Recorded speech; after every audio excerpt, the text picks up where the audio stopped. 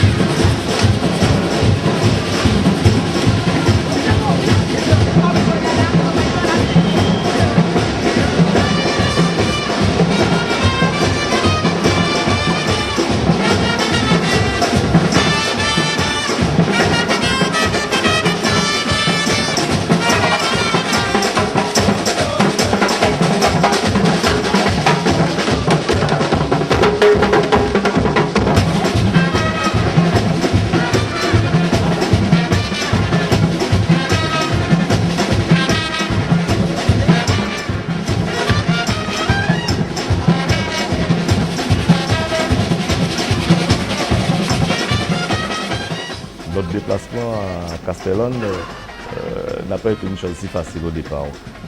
Parce que grâce à notre contact que nous avions d'abord avec quelqu'un d'Italie, que je ne vais pas citer son nom ce soir, cela nous a permis d'effectuer ce voyage.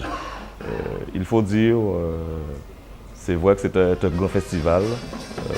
Nous étions fort étonnés de voir l'ampleur, la grandeur de la chose, parce que c'était un truc vraiment formidable, fantastique, télévisé à tous les coups, c'était carré, il n'y avait pas de temps à perdre, les gens devaient être bien présentés. Et vu le nombre d'invités, je vais citer, il y avait près de 10 invités, le Japon, la Hollande, les États-Unis, j'en passe et d'autres encore. Mais il faut dire, parmi eux, on s'est vraiment affiché, on a senti la présence des Antilles de double face, parce que nous représentons les Antilles, il faut bien le dire. Ouais. Parce qu'arrivé là-bas, on nous avait même demandé de présenter notre drapeau, ce qui a été un petit peu... on ne savait pas quoi faire. Finalement, on représentait la France dans ce grand festival de musique qui s'est déroulé à Castellane.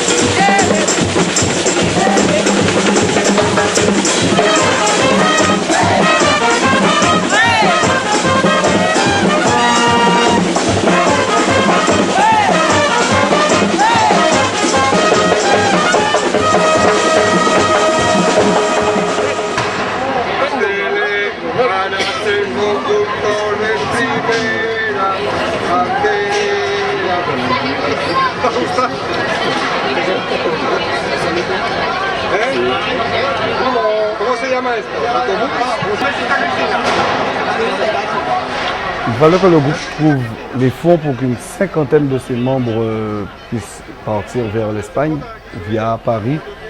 Donc c'est vrai que c'était une opération assez lourde. Nous avons commencé l'opération, nous avons commencé à chercher des fonds depuis le mois d'octobre, étant donné que nous avons reçu l'invitation au mois de septembre. Donc vraiment, ça n'a pas été facile pour nous. À savoir aussi que les membres ont participé à la hauteur d'environ 30% du billet. Et bien sûr, on était automatiquement pris en charge là-bas, que ce soit au niveau de l'hôtel, en hôtel 3 étoiles, du côté de Benicassim, au bord de la mer, tranquillement, c'était un hôtel correct. Mais sinon, financièrement, les membres n'ont pas trop souffert de ce déplacement.